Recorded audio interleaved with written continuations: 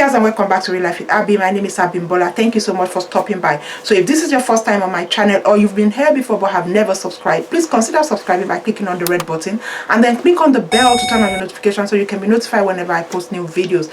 If you've already subscribed, thank you so much for coming back. It's really good to see you again. I appreciate you guys. I always appreciate you guys. A couple of months ago, guys, Timi Dakolo came out with accusations and allegations against the Coza pastor, Biodun Fatoyinbo. He revealed some things about this so-called pastor that sounded unbelievable. A lot of people reacted to the allegations then. Some supported Timi Dakolo, and Fatoyinbo's loyalists attacked Timi Dakolo.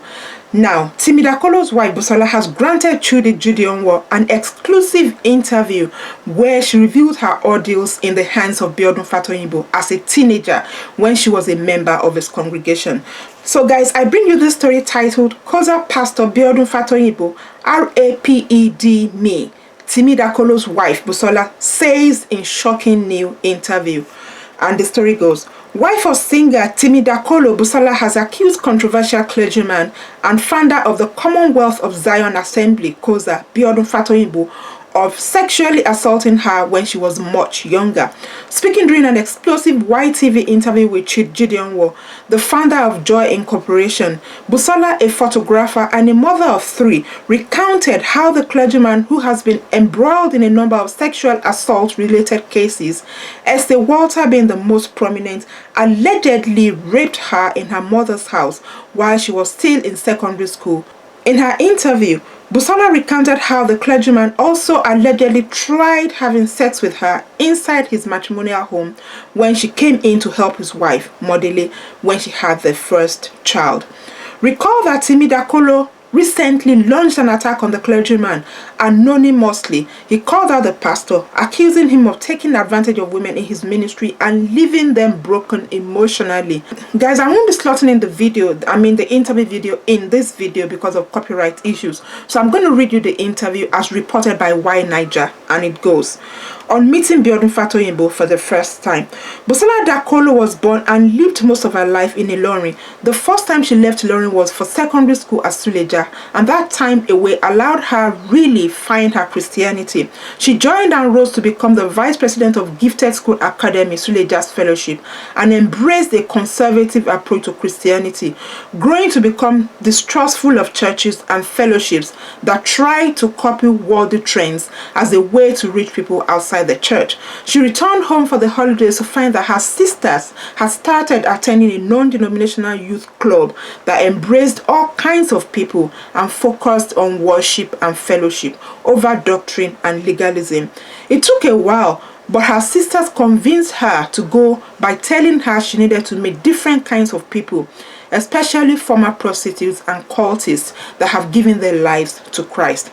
Busola reluctantly joined her sisters for the youth club, but she wasn't comfortable there, partly because of the way they worshipped and because I was the youngest person there. After the service, there was a first-timers call, and Busola stood up and introduced herself, explaining her initial skepticism and how their worship had changed her mind. After the service, the pastor of the club, a much younger Biodun Fatoyinbo, came looking for her after the service.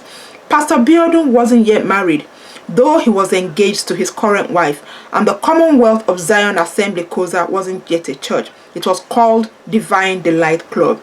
He expressed his surprise at how bold she was for someone so young and encouraged her to keep speaking up for herself. He also managed to convince her to sing at their next meeting before she left back for school. To sell this idea, he offered to personally rehearse with her, mentioning that he played the keyboard. This was before mobile phones and internet, so Busola's sister had to take her to Fatoyinbo, who was living with his parents at the time. Though Busola remembers the song they rehearsed, their rehearsal was uneventful, and at the next meeting she performed. Her performance moving enough that a former cultist who was attending the club publicly renounced his past and embraced Christianity. After the members of the club affirmed her, and Fatoyinbo convinced her through gifts of books and cassette tapes to keep attending their club when she was back home from school. Returning to school and the more conservative worship environment she was used to was harder than she had anticipated. For the rest of her secondary school year, she struggled with guilt. shuffling between her role in the conservative fellowship of Christian students and the more liberal world of Fatoyinbo's Coza. She felt she was living a dual life. Eventually, she graduated and returned home to find that Divine Delight Club had grown into a church headed by Fatoyinbo, and her sisters had convinced her family to join the church. It felt like the only option she had to join as well. Busola had embraced conservatism because she'd grown up in a polygamous family and she wanted some control over her own life in service of something bigger than herself. Her father was largely absent in her life and her mother had tried to shield them from the financial difficulty that came with parenting her and her sisters alone. But she saw and it affected her deeply. Conservative Christianity gave her purpose and the structure she desperately craved. She joined the choir at Coza as a way to integrate into the church and rid herself of the discomfort she felt towards the church. Being in the choir made her visible, and eventually Fatoyinbo would take an interest in her, inviting himself to her home under guise of getting to know her better. The first time he visited, he asked if she'd join him on an errand run. Her mother was concerned but didn't really push when Busola insisted that she wanted to go. They drove his white Mercedes-Benz and finally spoke for the first time. Though she was normally guarded around men, Fatoyinbo was charming, using his knowledge of her family and the absence of her father to gain her trust. Before long, he was visiting the house regularly, engaging her in ways her unavoidably distant sisters weren't. Fatoyinbo showed up at her house unannounced. It was a Monday morning, early enough that Busola Dakolo was still in her nightgown.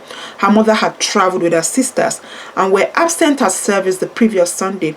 He didn't say a word, forcing her onto a chair, speaking only to command her to do as he said. It took Busola a while to come to terms with what was about to happen, and it was why she didn't struggle or make a fuss when he pulled down her underwear and raped her. She remembers he didn't say anything after. Left to his car, returned with a bottle of Crest and forced her to drink it, probably as some crude contraceptive. She remembers him saying, "You should be happy that a man of God did this to you." At this time, his wife had just given birth to their first child, Oluwashindara. So, the story continues. Affliction strikes a second time. Busola spoke up because her husband, the singer Timi Dakolo, put up a social media post on Instagram accusing Nigerian clergy of condoning rape and sexual assault. People had approached him anonymously about Pastor Biodun Fatoyinbo targeting underage girls for sexual relationships, and he felt obligated to publicly speak up on their behalf.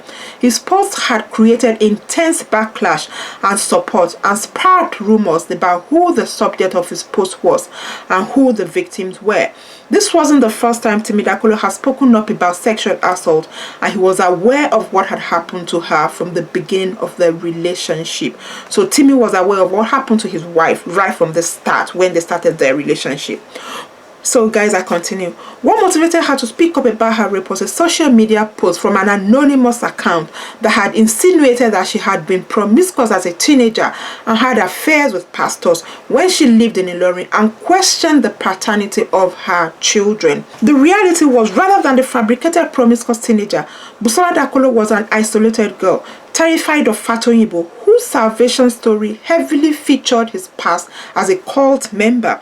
She was too terrified to tell her sisters or mother about his violence, stewing in silence for a week. Her sisters were active in the church, and to avoid suspicion, she followed them to church the next Sunday. She remembers he spoke about grace during the service, and after, Modele Fatoyinbo asked that she come to help her with her new baby, something she had never done before. It was normal for church members to come serve at the pastor's house, so her sisters allayed her protests. Feeling she had no options, she went to her pastor's house. Fatoyinbo tried to isolate her later that night from his wife and their daughter by insisting she slept in the family's guest room. She managed to thwart his plans, appealing to the pastor's wife to let her sleep in their master bedroom. "No one ignores me. He would tell her this the next morning, smacking her butt. It was an ominous enough statement that Busola became apprehensive and tried to leave for her house once it was past twilight. It was the first of many threats she would get from the flamboyant pastor. Fatoyinbo would insist on dropping her off at home, even though she protested several times. Instead of dropping her off at the junction, as he had promised, he deterred, driving her away from safety and towards a secluded spot. He threatened her the entire drive, making proclamations about how he owned her and how he was angry that he had thwarted her the night before. He opened the car, pulled her out of the passenger seat, and raped her a second time in the space of a week. First behind the car, then moving her to the bonnet for ease of access. She didn't fight. She had lost all her will to. She'd protected her virginity for so long that having it forcibly taken this way broke her. He guided her back into the car when he was done and told her he loved her, speaking of how he told his pastor that men of God raped women, that there was nothing special about what he did. He dropped her off outside her home as though everything was normal. She birthed immediately after and didn't leave her room for 3 days. But while her siblings were worried about her, no one made any connections between her sudden mood and her married pastor. Busola's family was a church family, a family so involved in church activities that their home was routinely used as a hostel for visiting ministers and guests of the church.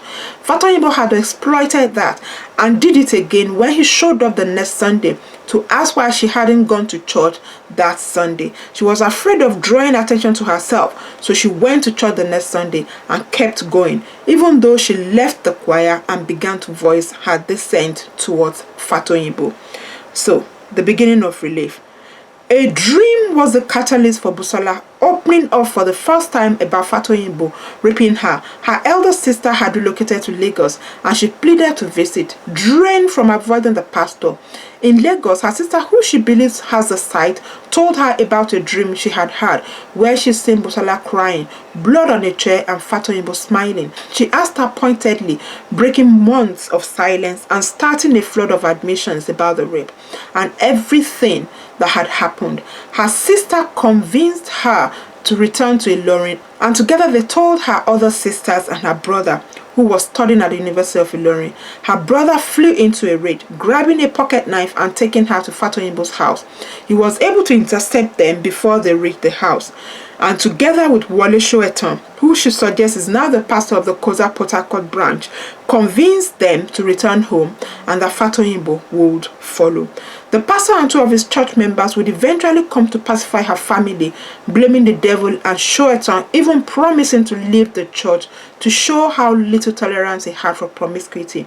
After Soetan would confide in Busola that he couldn't leave the church because he felt Fatoyinbo was weak and needed spiritual guidance and support, he convinced her siblings to keep the rape and assault from her mother. Numb to all emotion, Busola pretended to concede, and after 2 weeks of constant visitation from the pastors and the unspoken implication that Fatoyinbo was an alleged reformed cultist with a lot to lose if news of her rape went public, she returned to the church to protect her family and protect normalcy. It was clear to her at this point that she would never feel comfortable within organized religion.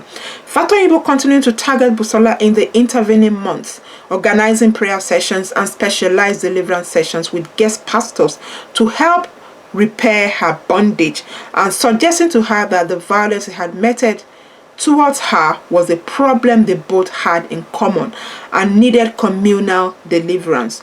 Busola would find out that Fatoyinbo had been telling church members that she wasn't ready for a relationship when the pastor's cousin befriended her. Their time would eventually develop into a relationship and she would confide in him about what had happened to her. With this help, she would leave the church and join another congregation. So guys, that's just a bit of the story. At least you can have a bit of understanding about what really happened between this lady and Fatoyinbo, how old she was and how things really went. Guys, can I just say that I'm not too surprised about this interview.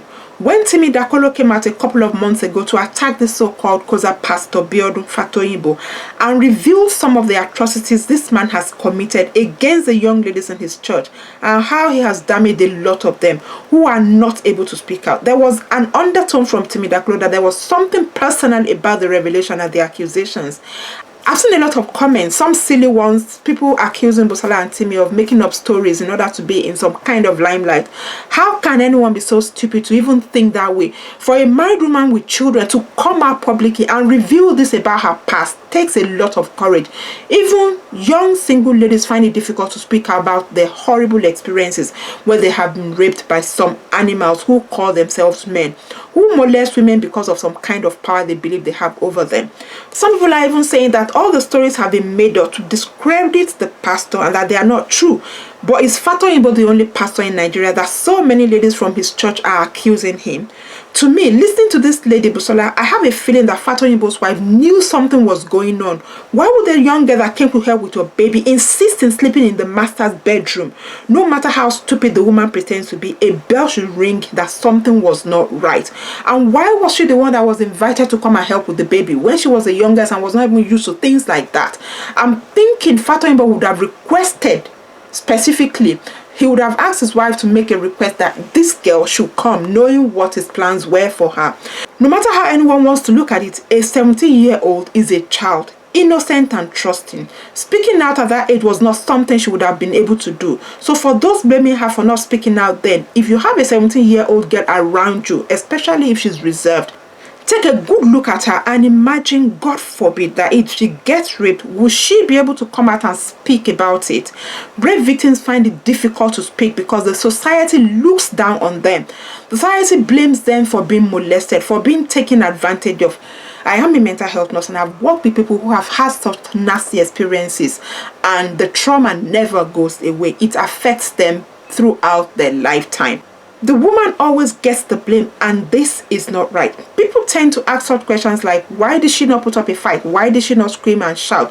What victims have always said is that they become so weak that it appears their brains have frozen, and thinking is the last thing that they could do at that time. And for those of you that allow your children to go and clean and cook for your pastors, this is absolutely nonsense. Let your pastors employ cleaners and cooks. Let them get domestic help and pay them, or otherwise do the work themselves.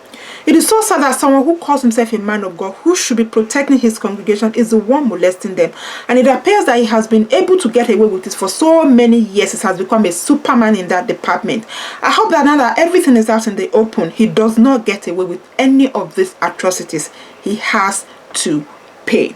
I know people will say he's innocent until he's actually been proven guilty, but I'm thinking all the accusations from different people, all of them cannot make up stories. There has to be some element of truth in what they've all said. For his church member that will be in denial and will refuse to listen to the voice of reason and start leaving silly comments, let's pray that you experience what these women have experienced in the hands of the devil in human clothing. Because most times, these people just open their mouths and talk without engaging their brains first. They've turned their pastors into gods and worship them and feel they can do no wrong, even when the evidence is so overwhelming. I'm not sure why people feel it is alright for a pastor to be adulterous, and they justify it all the time by saying the pastor has fallen and he should be left alone and not judged by anyone. But when a member of the congregation does something similar, they label them that they have committed adultery or fornication and want to crucify them. It's different rules for different folks, eh? Why do we feel we have to protect the pastors and leave the people they are meant to be shepherding to suffer all the time? A pastor is meant to take care of the sheep. The church needs to have a rethink. The pastor is meant to be the protector of the sheep and not the molester.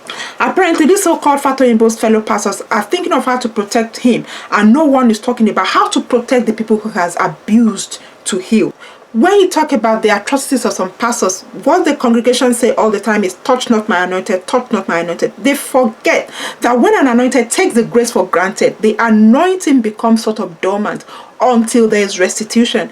We need to understand as Christians that there can be no healing without confession and restitution. So guys, my question now really is, if all these atrocities are not acceptable in the secular world, why should it be condoned in the house of God. Anyway, guys, I would like to hear your thoughts on this whole Busola Dakolo and Biodun Fatoyinbo's alleged rape interview. How do you feel and what do you think? Let's have a conversation in the comment section. Please don't forget to share this video, and I will see you soon. Thank you for watching. Bye.